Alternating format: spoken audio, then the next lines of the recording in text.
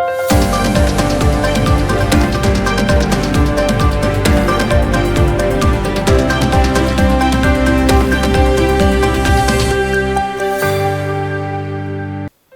मी Priyanka. Shankhnath news चॅनलच्या मराठी बातमीपत्रात आपलं स्वागत करते. पाहुयात आजच्या काही मुख्य बातम्या.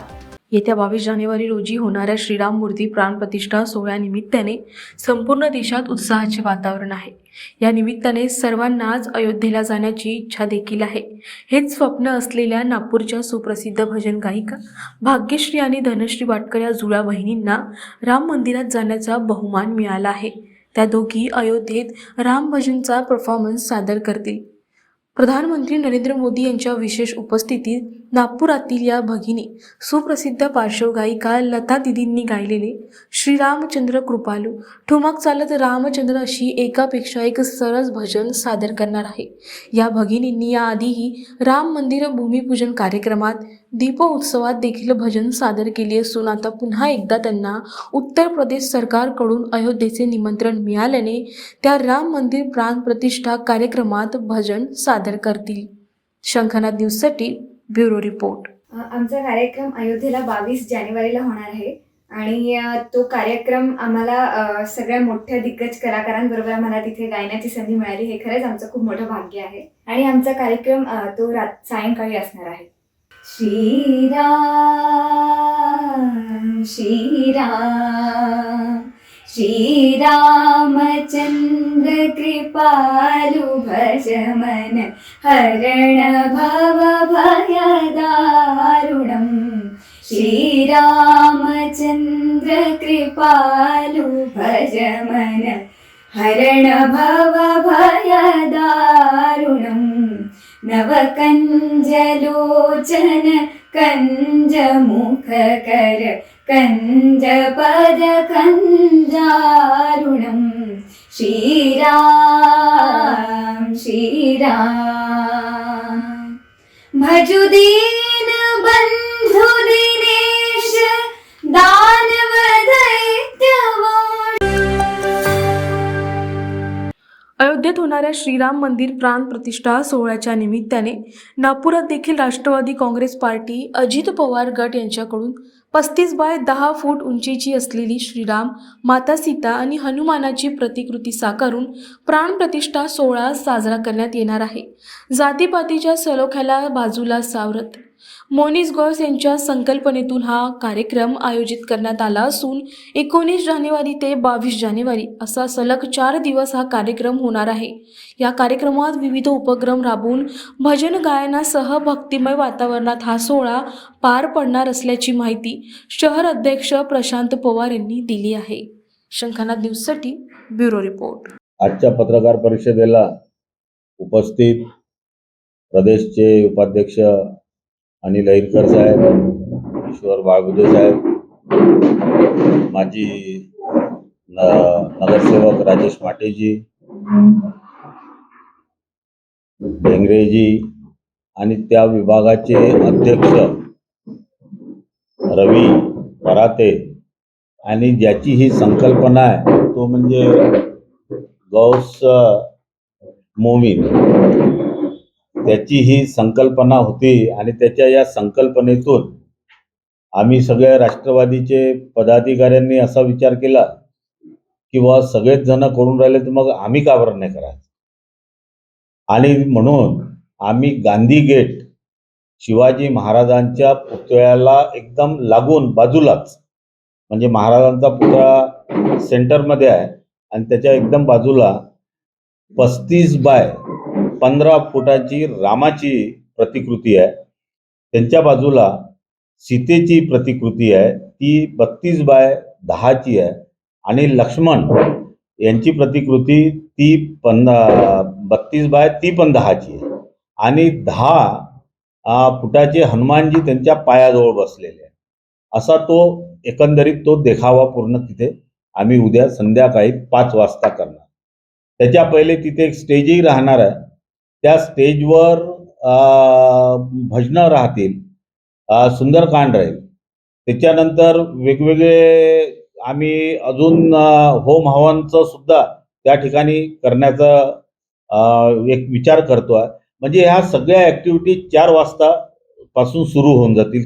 3 वाजेपासून सुरू होईल आणि भव्य दिव्य हा कार्यक्रम राहील. कारण की सगळ्या ठिकाणी 20, 21, 22 तारखेला कार्यक्रम आहेत.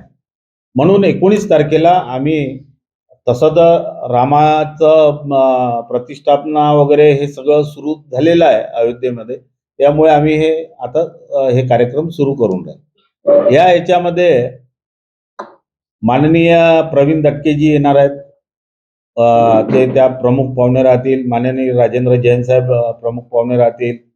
पूर्वचे आपला आमदार कुंभारे साहेब राहतील आणि असे अनेक मान्यवर त्या ठिकाणी उपस्थित राहणार आहेत आणि सगळे आमचे राष्ट्रवादीचे सगळे पदाधिकारी, सगळे कार्यकर्ते तिथे उपस्थित राहून हा सोहळा एक वेगळ्याच पद्धतीनं नागपूर शहरात तुम्हाला पाहायला मिळेल. याच्यात काही वाद नाही. आमचा ना त्या निवडणुकीचा काय संबंध आहे? आम्ही तर विधानसभा वार्डवाले आहो. आम्ही काही लोकसभेचा तर आमचा काही प्रश्नच येत नाही आहे त्या ह्याच्यात. त्यात महत्वाचं असं आहे की पूर्ण देशामध्ये रामाचं प्रतिष्ठापनेसाठी जे 500 वर्ष लागले त्याचा आज तो रिझल्ट मिळालेला आहे. तर त्याच्यामुळे काही जाती धर्माचा काही विषय नाहीच आहे. सगळेच जण त्याच्यामध्ये. आता तो मोहसिन, तो गौस, त्यांनी स्वतःच ही संकल्पना काढली आणि त्याच्या या संकल्पनेतून आम्ही सगळ्यांनी हा विचार केला की अशा प्रतिकृती करून एक वेगळं म्हणजे काय म्हणतो आपण त्याला, भाईचारा किंवा कोणाच्याही मनात काही नसताना आम्ही ह्या प्रकारचं एकदम सुंदर नियोजन, आपला मध्यचा अध्यक्ष आहे रवी पराते, ते आहे, हे सगळे मिळून आणि ते मध्ये आहे. त्याच्यामुळे एक वेगळ्या प्रकारचं तिथे भाजपची पण लागलेले आहेत. तेही आमच्या ह्याच्यात येतील, आम्ही त्यांच्या ह्याच्यात जाऊ. फक्त काँग्रेस वगळता बाकी सगळे पक्ष आमच्या बरोबर आहेत. आता त्यांना काय त्यांचा प्रॉब्लेम आहे ते त्यांनाच तुम्ही विचारायला पाहिजे. महाराष्ट्र शासनाच्या सांस्कृतिक कार्य संचालनाच्या सांस्कृतिक कार्य विभागाच्या वतीने व जिल्हा प्रशासनाच्या समन्वयाने राज्यातील सर्व जिल्ह्यांमध्ये प्रथमच महासंस्कृती महोत्सव आयोजित करण्यात येत आहे. या महासंस्कृती महोत्सवाचा प्रारंभ कालिदासाची भूमी रामटेक येथून होत असून शुक्रवारी 19 जानेवारी रोजी नेहरू मैदान रामटेक येथे सायंकाळी 7च्या सुमारास या सोहळ्याचे उद्घाटन करण्यात येईल. या कार्यक्रमाला मुख्यमंत्री एकनाथ शिंदे, केंद्रीय मंत्री नितीन गडकरी, उपमुख्यमंत्री देवेंद्र फडणवीस, उपमुख्यमंत्री अजित पवार, सांस्कृतिक कार्यमंत्री सुधीर मुनगंटीवार यांची प्रामुख्याने उपस्थिती राहील. 5 दिवस होणाऱ्या या कार्यक्रमाला उपस्थित राहण्याचे आवाहन जिल्हाधिकारी डॉक्टर विपिन इटनकर यांनी केले आहे. राज्यातील विविध प्रांतातील संस्कृतीचे आदानप्रदान, स्थानिक कलाकारांसाठी व्यासपीठ, लुप्त होत चाललेल्या कला व संस्कृतीचे जतन व संवर्धन, तसेच स्वातंत्र्य लढ्यातील ज्ञात व अज्ञात लढ्यांची माहिती जनसामान्यांपर्यंत पोहोचविण्यासाठी राज्यातील प्रत्येक जिल्ह्यात 5 दिवस महासंस्कृती महोत्सवाचे आयोजन करण्यात येत आहे. या महोत्सवाचा प्रारंभ ऐतिहासिक पार्श्वभूमी लाभलेल्या कवी कालिदासाची भूमी रामटेक येथून होत आहे. 19 ते 23 जानेवारी दरम्यान रामटेक येथे नेहरू मैदानावर होणाऱ्या या 5 दिवस महोत्सवात गीत, संगीत, नाट्यकलेची रसिकांना अनुभूती मिळणार असून आंतरराष्ट्रीय ख्यातीच्या कलाकारांचा सहभाग देखील लाभणार आहे, अशी माहिती स्थानिक आमदार आशिष जयस्वाल यांनी पत्रकार परिषदेत दिली. 5 दिवस 2 सत्रात हे कार्यक्रम होतील. सकाळच्या कार्यक्रमात कालिदासांवरील प्रबोधन, चर्चासत्र, प्रसिद्ध शेफ विष्णू मनोहर यांचे महाखिचडीचे प्रात्यक्षिक, लेझर शो, फायर शो, नौका स्पर्धा, फोटोग्राफी व पेंटिंग स्पर्धा, स्केटिंग स्पर्धा सोबतच फूड फेस्टिवल आदींचे आयोजन करण्यात येणार आहे. सायंकाळच्या सत्रेला मुख्य कार्यक्रम 7च्या सुमारास सुरू होईल. यात उद्घाटनाच्या दिवशी 19 जानेवारीला पद्मश्री हेमा मालिनी यांची रामायण नृत्यनाटिका देखील सादर होणार आहे. कॅमेरामॅन प्रवीण दुपारेसह सनी भोंगाडे, शंखनाद न्यूज, नागपूर. अशा पद्धतीने 5 दिवसाच्या कार्यक्रमासोबत स्थानिक कलाकारांसाठी मेहंदी स्पर्धा, रांगोळी स्पर्धा, पेंटिंग आणि फोटोग्राफी कॉम्पिटिशन, बोटिंग कॉम्पिटिशन, त्यानंतर कलश यात्रा, त्यानंतर मशाल यात्रा, यासोबतच विष्णूजी मनोहर यांचे महाखिचडीचा कार्यक्रम 21 तारखेला आम्ही ठेवलेला आहे. त्यासोबत 22 तारखेला फायर शो हे देखील ठेवलेलं आहे. लेझर शोचं देखील आयोजन केलेलं आहे. आणि हॉटेल बलून हे पूर्ण 5 दिवस आपलं या ठिकाणी सुरू राहील. एरो सांस्कृतिक कार्य विभागाने विशेष करून मान्य सुधीर मुनगंटीवार साहेब यांनी या कामासाठी ही योजना तयार करून निधी दिल्यामुळे आम्हाला करता आलं. जिल्हा प्रशासन आणि दक्षिण मध्य सांस्कृतिक केंद्र किंवा सांस्कृतिक कार्य विभाग आणि वेगवेगळ्या प्रायोजकाच्या माध्यमातून हा कार्यक्रम यशस्वी करण्यासाठी आम्ही प्रयत्न करत आहोत. पूर्णपणे रामटेकचा जो नेहरू मैदान आहे हा कार्यक्रमासाठी पूर्णतः तयार झालेला आहे. सर्व पद्धतीची व्यवस्था त्या ठिकाणी झालेली आहे. मी या माध्यमातून आपल्या सर्वांना देखील विनंती करतो की आपण रामटेकला या कार्यक्रमात पाहण्यासाठी देखील उपस्थित राहा आणि आपल्या इलेक्ट्रॉनिक आणि प्रिंट मीडियाच्या माध्यमातून आपण त्याची योग्य ती प्रसिद्धी देखील करावी. सर्वात महत्वाचं की 22 तारखेचे जे आमचे कार्यक्रम आहे त्या महानाट्याच्या समाप्तीनंतर आम्ही तिथे मैदानामध्ये अयोध्येचं पूर्णपणे कलकत्त्याची टीम म्हणून अयोध्येचं मंदिर केलेलं आहे आणि सोबत त्या दिशेला वर राम मंदिर आहे. तर 15 ते 20 हजार लोक त्या दिवशी एक मोठी आरती या ठिकाणी करणार आहे. त्या आरतीमध्ये माननीय मुख्यमंत्री आणि उपमुख्यमंत्री देखील उपस्थित राहणार असं त्यांनी कळवलेलं आहे. तर ती आरती त्याचं ड्रोन शूटिंग करून ते पूर्ण महाराष्ट्रामध्ये पूर्ण देशामध्ये ते दाखवले जावे अशी मी विनंती आपल्याला या ठिकाणी करत आहे. तो इव्हेंट आमच्यासाठी आणि ती आरती हा अभूतपूर्व राहणार आहे. कारण की इतक्या मोठ्या संख्येने लोकांच्या उपस्थितीने रामटेकची जी काकड आरती आहे, काकड आरती म्हणजे रामटेकचा इतिहास असा आहे की रामटेकला त्रिपुरी पौर्णिमेच्या दरम्यान काकड आरती होते सकाळी 4-5 वाजता. तर त्याच्यामध्ये काकड असते, तो काकडातून ती आरती केली जाते. परंतु त्या महानाट्याच्या समारोपामध्ये ती आरती आणि त्याचा ड्रोन शूटिंग करून कायमस्वरूपी युट्यूब मध्ये ती आरती रामटेकचा महात्मा दर्शनावर तो ड्रामा आणि त्यासोबत ती आरती हे आपण पूर्णपणे संबंध जगातील लोकांसाठी तो एक परमनंट डॉक्युमेंट आणि व्हिडिओ त्या ठिकाणी होणार आहे. तर माझी आपल्या सर्वांना विनंती आहे की तो एक ऐतिहासिक कार्यक्रम आहे. रामटेकच्या इतिहासात कधी झालं नाही आणि एवढ्या मोठ्या संख्येने लोक जमून कधी ती अशा पद्धतीचा कार्यक्रम होईल याबद्दल भविष्यामध्ये आज काही सांगता येत नाही. परंतु हा तो दिवस असा आहे की तो 22 जानेवारी आहे. ज्या दिवशी अयोध्या सजलेली आहे तशी रामटेकची सजावट या ठिकाणी आपण केलेली आहे. आपण आज जर रामटेकला पाहिलं त्याचे व्हिडिओ मी आपल्याला दाखवतो. तर संपूर्ण महाराष्ट्रामध्ये ज्या पद्धतीने रामटेकची सजावट झालेली आहे तसं आजच्या तारखेला महाराष्ट्रामध्ये एकही शहर नसेल. पूर्ण रामटेक हे आकर्षक लाईट्सनी वेगवेगळ्या प्रवेशद्वारांनी सज्ज झालेलं आहे. त्याला देखील आपल्याला शूट करता येईल, त्याची देखील बातमी आपल्याला दाखवता येईल. आणि भविष्यामध्ये माननीय पालकमंत्री श्री देवेंद्र फडणवीस आणि माननीय मुख्यमंत्री यांना मी विनंती केलेली आहे की ज्या पद्धतीने अयोध्या याला माननीय योगी यांनी पूर्णपणे अयोध्येचं चित्र बदललेलं आहे त्या पद्धतीने महाराष्ट्राची अयोध्या म्हणून रामटेकला पूर्णपणे विकसित करण्याचा संकल्प त्यांनी घ्यावा. आणि दोघांनी विधानसभेत माननीय मुख्यमंत्री महोदयांनी आश्वासन दिलेलं आहे, पूर्ण हातमध्ये आश्वासन दिलेलं आहे. आणि माननीय देवेंद्रजी फडणवीस आणि सरकारचे सर्व मंत्र्यांनी या संदर्भामध्ये फार सकारात्मक भूमिका घेतलेली आहे. मला अपेक्षा आहे की जे आपले रामटेकचं पूर्ण गडमंदिर आहे तो आर्किओलॉजीचा प्रोटेक्टेड मॉन्युमेंट आहे राज्य पुरातत्व विभागाचा. आपल्याकडच्या 4 वस्तू या भारतीय पुरातत्व विभागाची संरक्षित स्मारक आहे. आणि त्यासोबत सर्व प्रकारचा इन्फ्रास्ट्रक्चर माननीय नितीनजी गडकरी यांनी रोपवेसाठी निधी आपल्याला उपलब्ध करून दिला, त्याला मान्यता त्यांनी दिलेली आहे. अशा पद्धतीने रामटेकचं तीर्थक्षेत्र म्हणून आणि पर्यटन क्षेत्र म्हणून त्या भागाची आर्थिक प्रगती व्हावी आणि आज संपूर्ण देश आणि जग हे राममय झालेलं आहे. आणि त्यानुसार रामटेकला एक हेरिटेज म्हणून, प्रभू रामचंद्राची भूमी म्हणून, महाकवी कुलगुरू कालिदासाची भूमी म्हणून आणि रामटेकचं ऐतिहासिक आणि पौराणिक महत्त्व आणि महात्म्य हे संपूर्ण जगाला माहीत व्हावं यासाठी या कार्यक्रमाचं आयोजन केलेलं आहे. आणि मला आपल्या सर्वांना आदराची आणि नम्र विनंती आहे की आपण सर्व लोकांनी या कार्यक्रमात उपस्थित राहावे. आपण वेगवेगळ्या शहरामधल्या, नागपूरमधल्या खासदार महोत्सव आणि इतर सर्व कार्यक्रमाची खूप प्रसिद्धी केलेली आहे.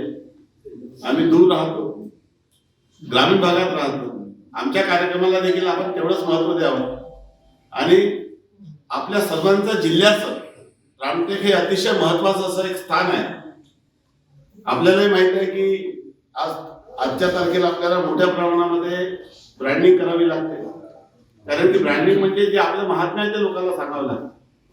माननीय नरेंद्र मोदी साहेब यांनी कशा पद्धतीने गुजरातची ब्रँडिंग केली, गुजरातच्या वेगवेगळ्या स्थानाची ब्रँडिंग केली, त्या दृष्टीने रामटेकची देखील योग्य ब्रँडिंग व्हावी अशी माझी अपेक्षा आहे. आणि या सर्व बाबीवर माननीय मुख्यमंत्री आणि उपमुख्यमंत्री यांचं मी लक्ष वेधण्याचा प्रयत्न करून त्यांना हे संकल्प, या मंदिराचा आणि या पूर्ण भागाचा विकासाचा संकल्प त्यांनी घ्यावा अशी विनंती करणार आहे. आपण सर्वांनी रामटेकच्या सर्व कार्यक्रमाची प्रसिद्धी करावी. आपल्या सर्वांना थोडंसं अंतर जास्त असल्यामुळे प्रेस क्लबला जी काही आपल्या जाण्याची व्यवस्था आहे ती आपण निश्चितपणे करू.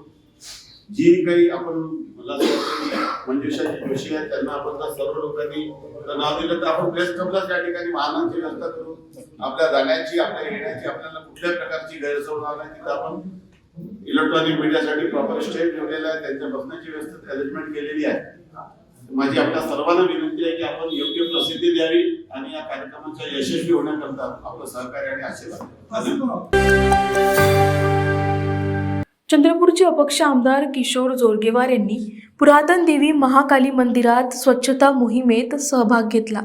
अयोध्या प्राणप्रतिष्ठा सोहळ्याच्या निमित्ताने सध्या राज्यात मंदिर स्वच्छता मोहीम राबविली जात आहे. मुख्यमंत्री एकनाथ शिंदे यांच्या अहवालानुसार जोरगेवार यांनी मंदिरात श्रमदान केले. लाखो भाविकांचे श्रद्धास्थान असलेल्या देवी महाकाली मंदिरातील स्वच्छता मोहिमेत शेकडो नागरिकांनी सहभाग नोंदविला. शंखनाद न्यूजसाठी ब्युरो रिपोर्ट. मुख्यमंत्री माननीय एकनाथजी शिंदे साहेब यांच्या निर्देशानुसार त्यांनी पूर्ण महाराष्ट्र स्वच्छ करण्याचा संकल्प केला आहे.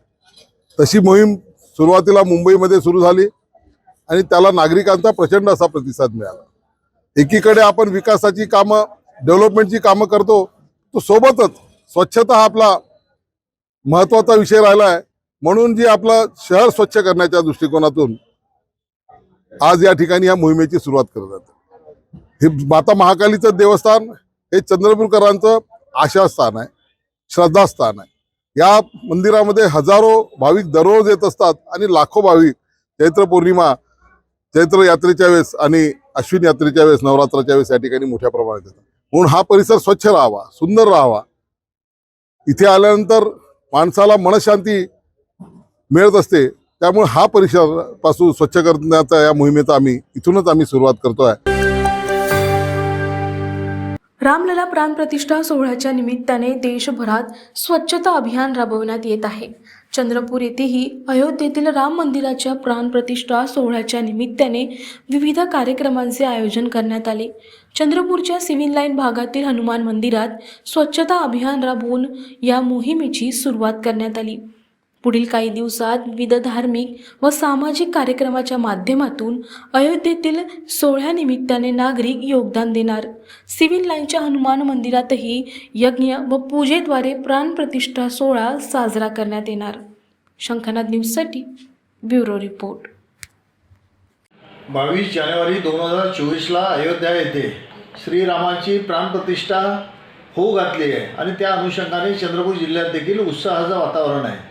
या अनुषंगाने चंद्रपूर जिल्ह्यातील सर्व मंदिरे स्वच्छता मोहीम हाती घेऊन स्वच्छ करणे सुरू झाले आहे. आणि चंद्रपुरात सिव्हिल लाईनला नागपूर रोडला जे पुरातन हनुमान मंदिर आहे त्या ठिकाणी श्रीरामाची विधिवत पूजा करून हनुमान आणि श्रीरामाचा अभिषेक देखील या ठिकाणी आयोजित केला आहे. जवळजवळ क्विंटलभर बुंदी आमच्या सिव्हिल लाईनच्या चौकामध्ये वाटण्यात येणार आहे आणि या अनुषंगाने सर्व चंद्रपूर जिल्ह्यातील नागरिकांनाही देखील माझं आव्हान आहे की सर्व मंदिरात श्रीरामाची प्राणप्रतिष्ठा होऊ घातली आहे, त्या अनुषंगाने होम हवन पूजा अर्चना करावी. आणि मुख्य म्हणजे श्रीराम 500 वर्षानंतर विराजमान होत आहे, त्याचा उत्सव दिवाळी म्हणून साजरा करावा, हे माझं सर्वांना आव्हान आहे. धन्यवाद. तर हे होतं आजचं बातमीपत्र. पुन्हा भेटूयात पुढील बातमीपत्रात. तोवर बघत राहा शंखनाद आवाज सत्याचा. नमस्कार.